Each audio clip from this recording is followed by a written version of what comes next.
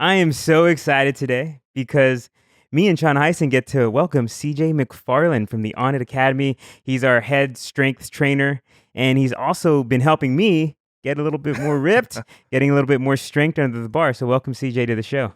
Thanks for having me, man. I'm so excited to be on the show.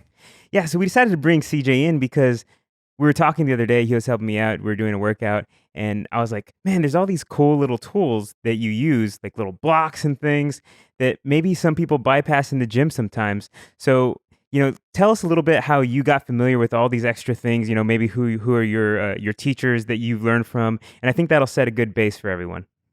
All right, so I am the head strength coach here at Onnit Academy. I've done a lot of research, visited a lot of gyms.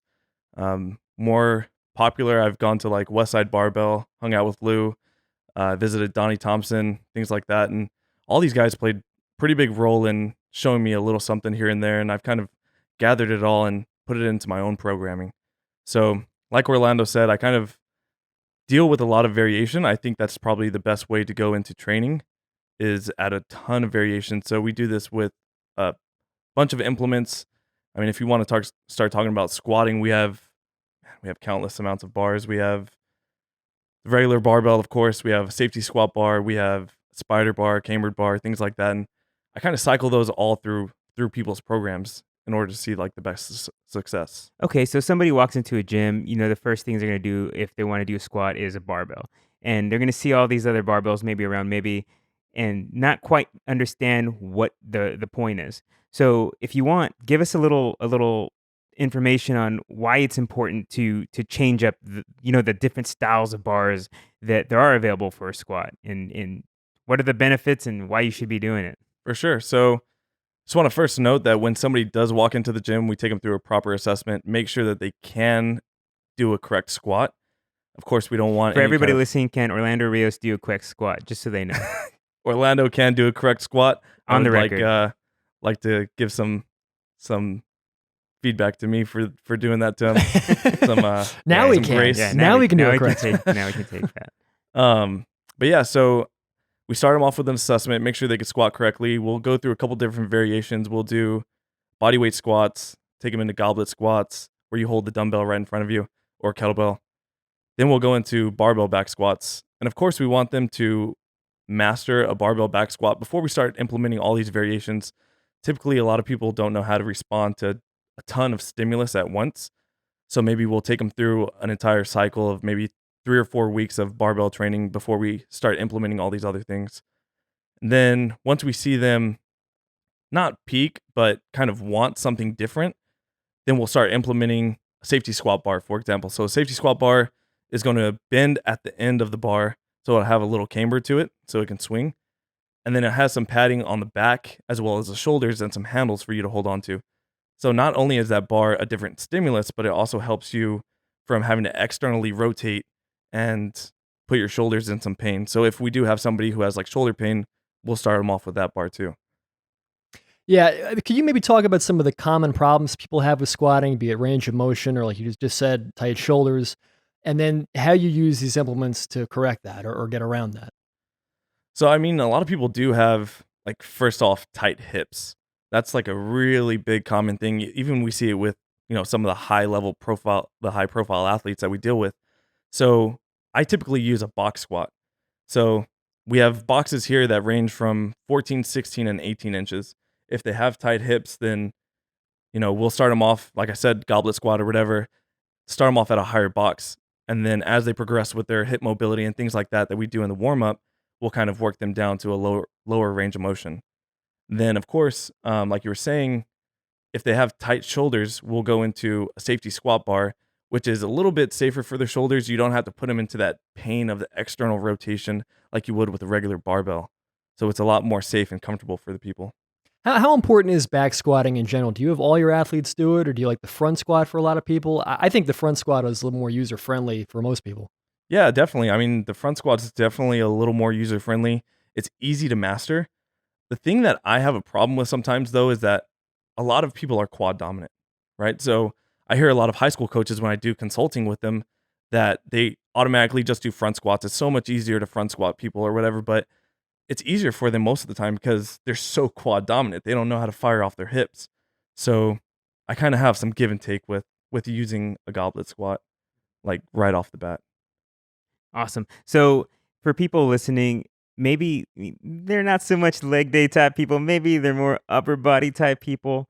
One thing we're using today is we're using this block, and this block had different settings with different amounts of height that would come off the chest, and it was destroying me. I didn't like it very much. But tell us a little what that was and what that's good for. Yeah. So typically everybody has seen some form of block training where you put like these 2x4s on top of someone's chest. So it raises It's board pressing. You're talking about. board pressing, correct? So you'll have a 1 board, 2 board, 3, all the way to 5. And all it does is it lessens the range of motion for the person or for the athlete. So as we go into like shoulder problems and health issues like that, if a football player comes to me, still wants to bench press, but he has shoulder issues, maybe we'll go with a 2 or 3 board so that way he doesn't have to fully go down all the way and that elbow is not going further past the body. So we'll do something like that. But also, it's important to note that you can also just train triceps on the bench.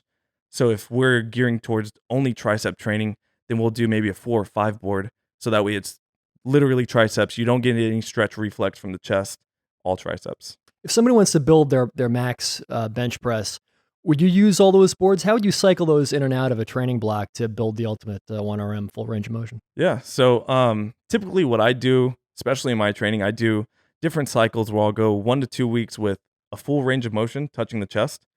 And then I'll do another 1 or 2 weeks with a board press or a floor press. And then what I'll do is I'll end up going to a concentric only movement, which is where you press from pins. So you're doing just from a dead stop, from halfway shoulder or elbows at 90 degrees and just pressing straight up, right? So I kind of implement them. So like really you're going 3 or 6 week waves. And then finally on the next one around, if I went 2 board that first one, then I'll go maybe 3 or 4 board on the following weeks of board pressing. And is this all kind of preordained, how long you spend on each one, or is it dependent on how the guy's doing, like how the speed and the technique looks? When do you know when to switch? Definitely it's all about speed and technique. You definitely want to make sure that they're doing it properly. Like I said, a lot of guys don't respond well to constant change of stimulus, and that's all a part of the psychological profile. So if I notice that somebody doesn't, respond well, doesn't like a whole lot of change, then maybe we'll stick with a certain bench technique for, 3, 4, 5 weeks maybe, and then see how they respond once we change that. Of course, when we do stick with something for a longer period of time, we do have to change the variation. So maybe we'll do a different bar, maybe we'll add chains, bands, anything like that, and of course change the set and rep scheme as well. Yeah, so that's one cool thing. I've always seen you doing a lot of work with added change to it. I mean, it looks cool to everybody else, but there's a function to it. Yeah, absolutely. I definitely get this question a lot.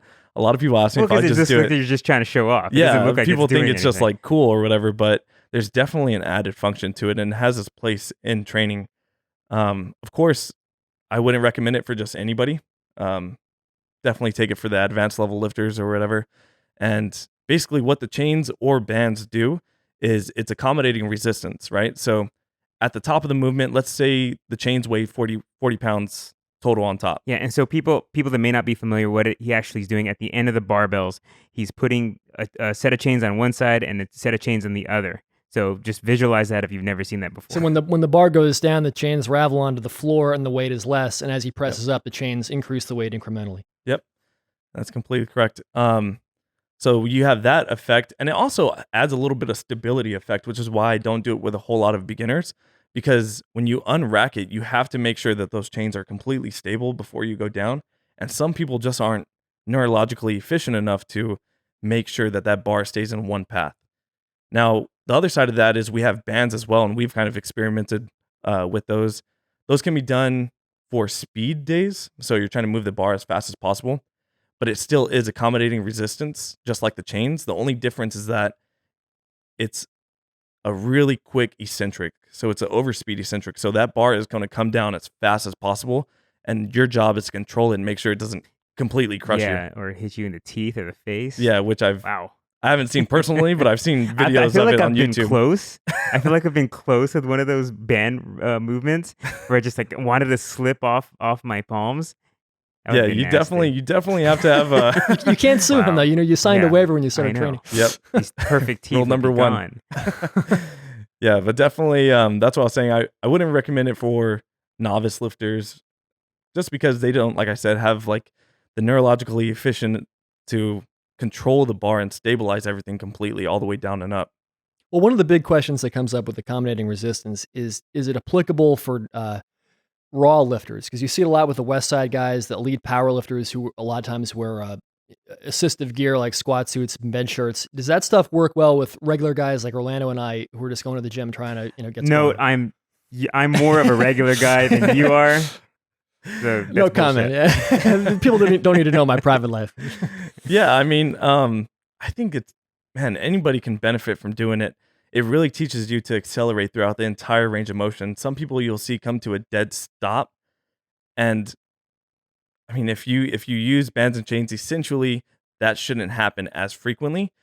And so the big difference with bands and chains is that as you get to better levers and you're supposed to press more weight or squat more weight or whatever, then that's where the weight's really added on. So as you're going through and the weight's technically getting easier, it's adding on more weight, making it more difficult. But now, most people aren't going to have access to bands and chains in their gym. Do you recommend experimenting with something like the dynamic effort method and just pressing straight weight as fast as possible? Yeah, I mean, you could definitely do that. The only problem is that there's nothing to stop you from going fast, right? So you end up turning it into like a ballistic movement where, I mean, you have a bar in your hand, so it's kind of unsafe. The one thing I would do for something like that is do like med ball presses. So like you're laying on the floor and just press the med ball up as fast and high as you can, and then have somebody maybe catch it at the top so that way it doesn't fall back onto your face. You mean of like course. throw it up from the floor? Yeah, throw Okay. it up from the floor. So that could be the same thing in terms of dynamic effort training, and it is something that we do incorporate with some of our athletes as well. What about plyo push-ups? Does that work the same way? Yeah, plyo push-ups are definitely great. The only thing is that you have to be careful with how you land and things like that.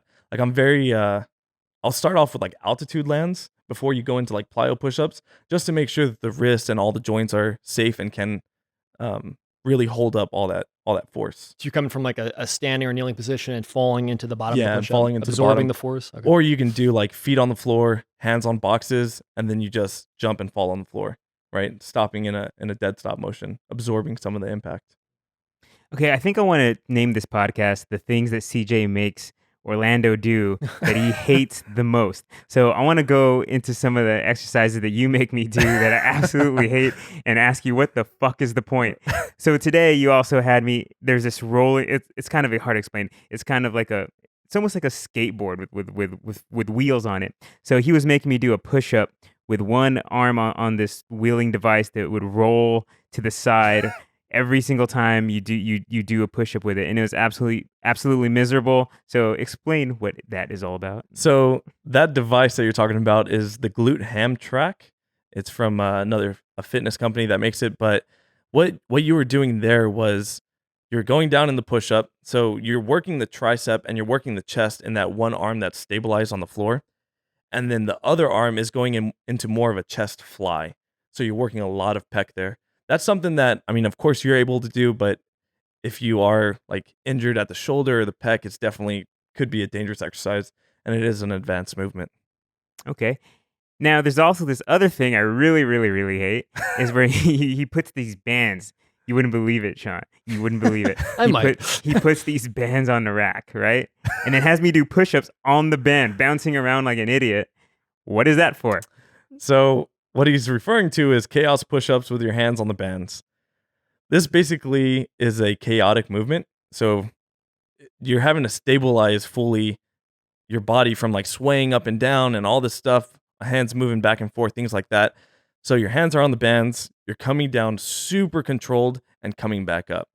For those of you who have tried like an earthquake bar, the earthquake bar is a bar that has bands with kettlebells hanging at the end. That thing is It's- so fun. It's kind of fun. That'll humble you faster than anything. Yeah, so if somebody doesn't have access to that bar, that is another way that you can kind of get the same stimulus. Now, on the earthquake bar, do you always like hang things off it, or can you just put weights on the side? I don't remember. There's a company that makes something similar to the earthquake bar where it is plate loaded, but the earthquake bar specifically has to be bands hanging with either kettlebells or weight plates. But yeah, it's an interesting tool and it's very cool to implement. So one of the things I'm big on is driving neurological efficiency to the max, right? So for those of you who are listening that don't completely know what that is, basically it's how to explain it is like if you ever see a kid that's working out with dumbbells, you'll see him flying around completely. And what that is his body isn't able to produce the nerves to send to the muscles to tell them to contract and You can't control the movement. control the movement. Yeah. So as you get older, you start doing like bilateral movements, just like really big muscle complex movements, and you start losing that ability to produce those nerves, right? And now with stuff like that, like chaos training, you're able to train those movements, train the stabilizer muscles, things like that to help make sure that joints stay healthy and things like that. Cool. John, what is some of your favorite equipment in the gym that's not necessarily traditional? Well, we were talking about the Texas deadlift bar before the show aired, and it's not just because we live in Texas that we love this thing. We just love this deadlift bar. Tell us about it, CJ, and what is the advantage for doing deadlifts or any exercise with it? Well, the Texas deadlift bar is a phenomenal bar, phenomenal piece of equipment. Explain what it looks like in case people don't understand what it is. Man, it's just like pretty much just like a regular barbell, except it has this crazy knurling. That's the sharp, rough part of the bar that you grab. Yeah. Okay. So picture just a regular barbell, but just with like shark tooth knurling on it. All right. And it really helps build up like callus on the hand, so that way you can deadlift a little bit more. Callus exercises. It really helps build up that. Gotten? But then it also has a little bit of give to it in terms of slack. So you're instead of deadlifting straight from the floor, you'll actually move up a little bit and then actually start the movement. So the bar bends a little bit as you're lifting it, and that allows you to almost lift like one plate at a time off the floor. So that it just kind of, like we were saying with the accommodating resistance and the chains going off the ground, it's like lifting a little bit of the weight at a time. And it just allows for a very nice smooth pattern when you're lifting. Man. So on the contrary of things, you've been in this business a long time. You've seen a lot of fucked up things. What are some of the worst things you've ever seen people do to try to be creative in the gym, but it's just totally the wrong thing you should be doing? Oh man, Orlando, that's tough. But we don't have that here at Onnit because everybody's so perfect. So Yeah. everywhere else, I don't want to put too many people on the spot, but there's definitely a lot of things that go on in this industry that, man, if we had like malpractice, like doctors or something like that as trainers, there would be a lot of people getting sued and getting their licenses taken away.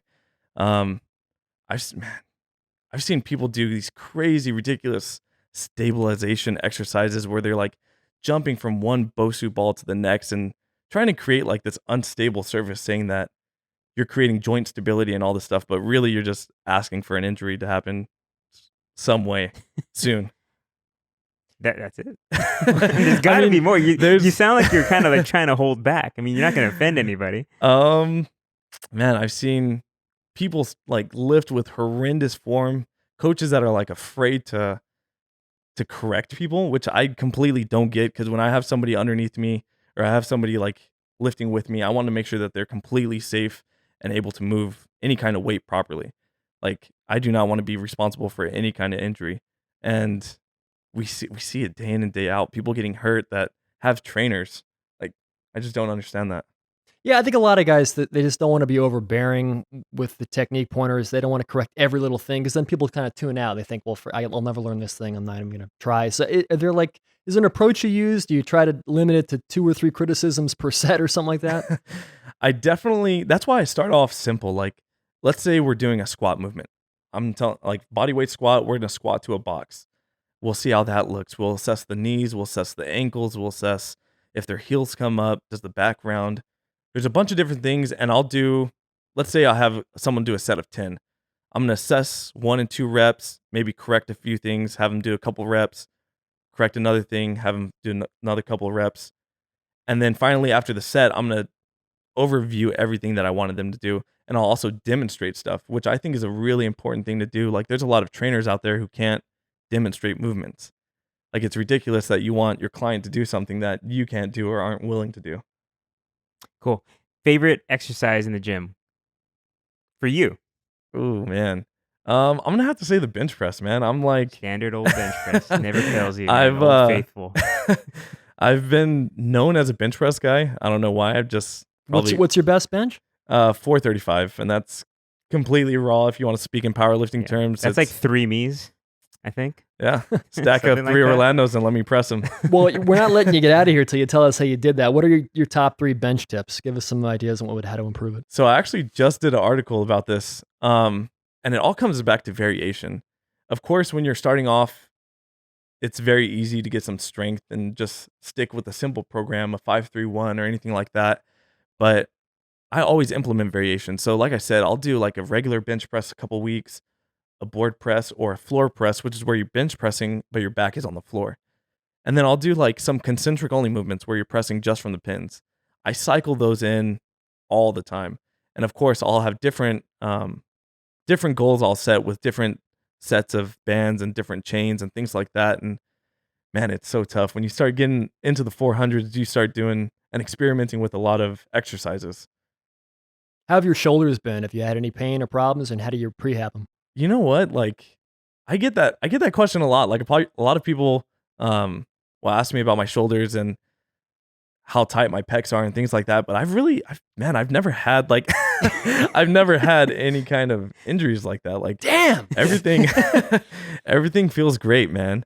When I get done with the heavy bench session, I feel better than ever. So Now, so for everybody listening, I want to go into something now because CJ tells me all his top secrets that he doesn't tell everybody else. And he has this one specific formula that's just working for him. You have to try it. Now, why don't you explain it a little further? It's a bunch of deadlifts or squats, from what I remember you telling me about it. And it involves a bunch of Little Caesars pizza. So tell us a little about that. What is that Yeah, awesome so, formula you've developed? to get started with that, man, I got married back in March, and my brother threw me a little bachelor party, right? But we took it meathead style, right? So we ended up getting 5 boxes of Little Caesars large pizzas. We had a couple of friends come over, 4 other friends, and what we did was we put 315 on the bar, and we did 2 reps, ate a slice of pizza, 2 reps, ate a slice of pizza, and we did it for time. Fortunately, I was the first one to finish, so I won that competition. But that's how meatheads have a bachelor party, It's man. a way to eat your way through the sticking points of the lifts. I like to call it like intraset glycogen storage. Yeah, no, if but I put a like fancy you're- name on that, you can totally make an by the time ebook. those pizzas were done, your max was up 50 pounds. Yeah, man. I mean, that's the big thing is you want to constantly keep that sugar in there, right? So that way you don't get you don't fall off from your lifts.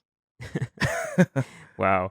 I don't know what to say about all that. But anyway, so for people listening, maybe they don't have a trainer. Maybe they're stuck with just being themselves and they want to gain strength and they want to, get away from the same old boring lifts.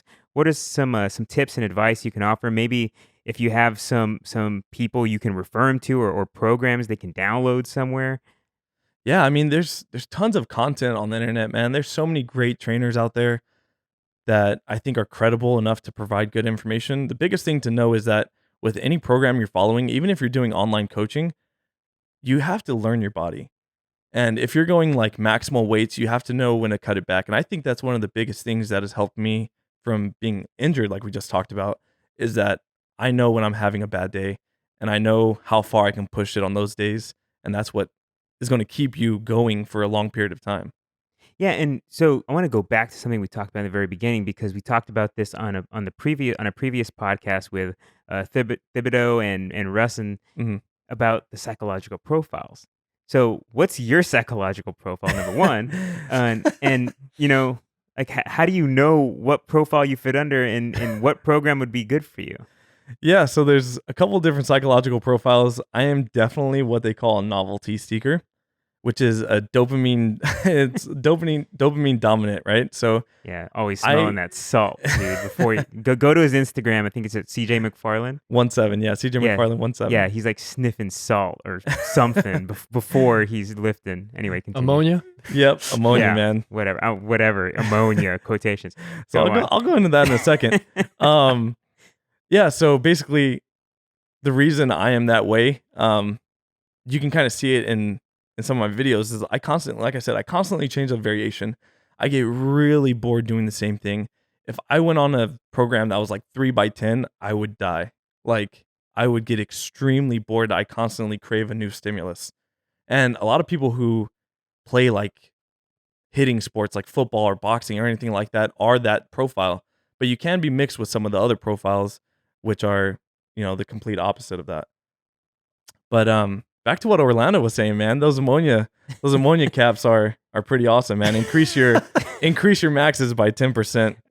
Asterisk, only do that when you're doing Instagram videos. You don't want to do that for every workout. Yeah, people definitely take it overboard. It's something that you only want to do when you're attempting like a really max lift, not every week. Yeah, in the interest of safety, can you explain the downside of that? Yeah, we do not endorse the use of ammonia. I think lost brain cells. Yeah.